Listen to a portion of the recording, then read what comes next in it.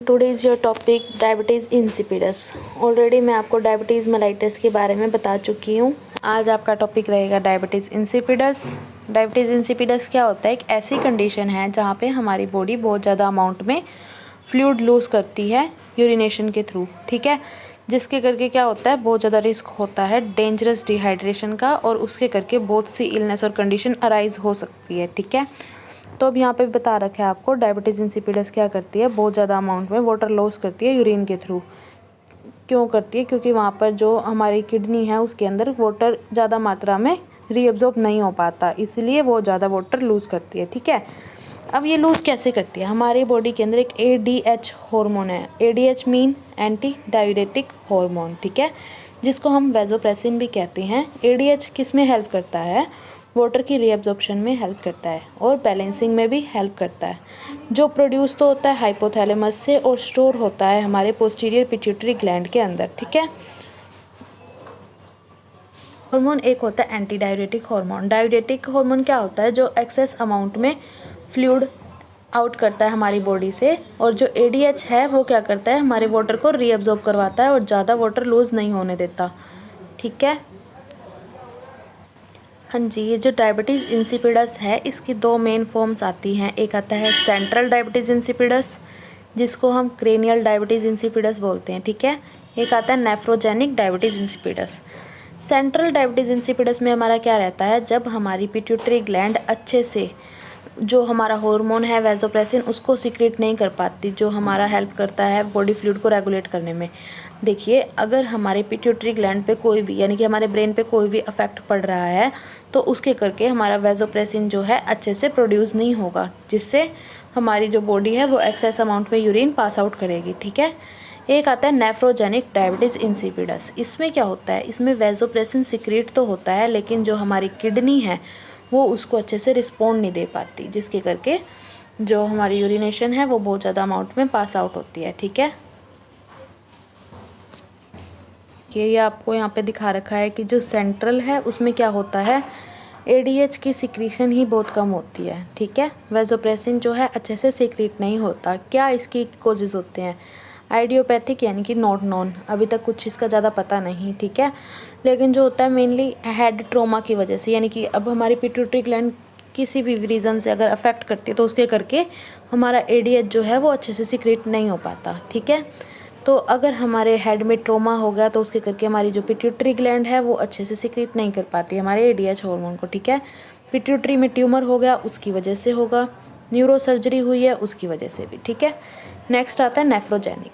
Nephrogenic में क्या रहता है? नेफ्रोजेनिक में आपके ये कोजेज़ रहते हैं कि देखिए, पहले तो किडनी जो है वो रेजिस्टेंस शो करती है ADH के लिए। इसके कोजेज़ क्या होते हैं?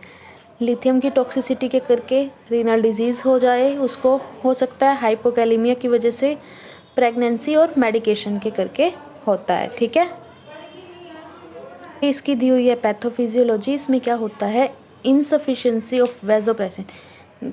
देखिए, किसी भी इटियोलॉजिकल फैक्टर के करके जो हमारी वैसोप्रेसिन हार्मोन है उसकी इनसफिशिएंसी हो जाती है, जिससे जो किडनी है वो हमारे वाटर को रीअब्जॉर्ब नहीं कर पाती और हम यूरिन में बहुत ज़्यादा वाटर लूज आउट होता है, ठीक है। पैथोफिजियोलॉजी में मैंने यही बताया, due to etiological factor insufficiency हो जाती है वैसोप्रेसिन की, जिसके करके किडनी जो है वो वाटर को रीअब्जॉर्ब नहीं कर पाती, जिसके करके लार्ज यूरिन वॉल्यूम प्रोड्यूस होती है और उसके करके प्यास भी ज़्यादा लगती है बंदे को, ठीक है। ये अभी मैंने आपको ऊपर बताया था कोजेज़ क्या होते हैं CDI के, कोज सेंट्रल डायबिटीज़ इंसिपिडस के। सेंट्रल यानी कि हमारे जो ब्रेन पे इफेक्ट करे, पिट्यूटरी ग्लैंड पे इफेक्ट करे, वो क्या क्या रीज़न है? देखिए, जेनेटिक भी हो सकता है, ठीक है।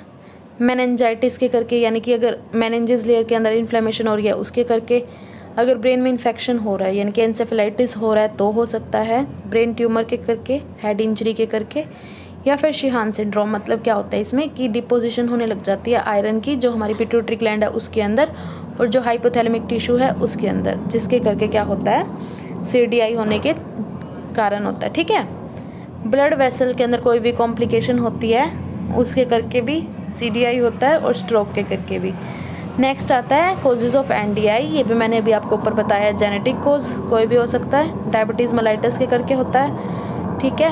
कोई क्रोनिक किडनी डिजीज़ है किसी पेशेंट को उसके करके, या कोई पर्सन है जो लिथियम ड्रग की बहुत ज़्यादा एक्सेसिव अमाउंट में ड्रग ले जा रहा है तो उसके करके भी एनडीआई होता है। ठीक है, नेक्स्ट इसके आते हैं साइन एंड सिम्टम।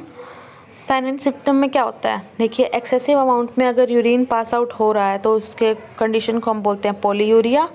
पॉलीयूरिया के करके क्या होता है, जहाँ एक्सेसिव थ्रस्ट होती है यानी कि पॉलीडिप्सिया।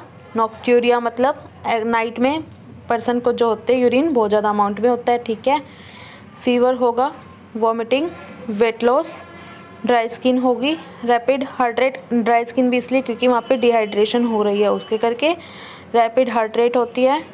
एनोरेक्सिया होगा, मसल में पेन भी होगा, फैटिक, बंदा थका थका होगा, ग्रोथ अच्छे से नहीं हो पाएगी, जो हाइपरनेट्रीमिया हो जाएगा, सोडियम का लेवल ब्लड में ज़्यादा हो जाएगा और जो एक्सट्रीमिटीज़ हैं वो कूल हो जाती हैं।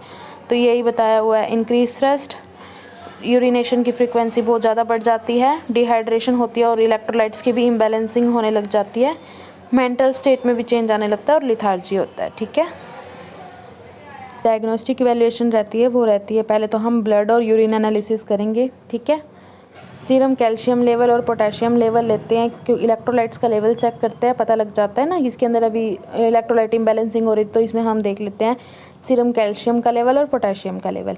एक इसमें मेन टेस्ट आता है वाटर डेप्रीवेशन टेस्ट। इसमें क्या होता है, इसमें पेशेंट को कुछ घंटों तक पानी नहीं दिया जाता, फिर देखा जाता है कि पर्सन जो है वो लार्ज अमाउंट में यूरिन पास आउट कर रहा है नॉर्मल से या फिर कैसा है। अगर ज़्यादा अमाउंट में यूरिन पास आउट कर रहा है तो उस पर्सन को क्या होता है, डायबिटीज़ इंसिपिडस। तो ये थी इसकी डायग्नोस्टिक इवैल्यूएशन। नेक्स्ट आती है मैनेजमेंट। आपकी आती है मैनेजमेंट। मैनेजमेंट में हम इसकी सीक्वेंस लेते हैं मेडिकल मैनेजमेंट, नेक्स्ट इसकी सर्जिकल मैनेजमेंट, थर्ड इसकी आती है नर्सिंग मैनेजमेंट। मेडिकल मैनेजमेंट में जो सेंट्रल डायबिटीज़ इंसिपिडस की रहती है वो रहती है, इसमें हम क्या करते हैं, सिंथेटिक हार्मोन देते हैं। सिंथेटिक हार्मोन कौन सा, डेस्मोप्रेसिन, जो क्या करता है यूरिन वॉल्यूम को डिक्रीज़ करता है। ठीक है, यानी कि जो भी एडीएच की मिसिंग है उसको ये फुलफिल करता है। ठीक है, डेस्मोप्रेसिन। नेक्स्ट आता है एनडीआई। एनडीआई के लिए मेडिकल मैनेजमेंट रहती है, हम इसमें देते हैं हाइड्रोक्लोरोथायजिड। ये एक डायरेटिक का काम करता है, इसमें हम लो सोल्ट डाइट प्रेफर करते हैं पेशेंट को। ठीक है, इसकी सर्जिकल मैनेजमेंट नहीं होती, इसकी नर्सिंग मैनेजमेंट होती है। इसमें हम जो भी पेशेंट है उसको आवरली चेक करते हैं, टाइम टू टाइम उसको चेक करेंगे, वाइटल साइन लेंगे। ठीक है, और उसके हाइपोवोलेमिक शॉक के साइन सिम्टम को इवेलुएट करते हैं, उसके इनटेक आउटपुट को मेंटेन करके रखते हैं। ठीक है, उसको रेस्ट प्रोवाइड करवाएंगे, उसका वेट मेज़र करेंगे। ठीक है, तो ये इसकी थी नर्सिंग मैनेजमेंट। तो आज का आपका ये डायबिटीज़ इंसिपिडस यहीं पे ख़त्म होता है। Thank you friends.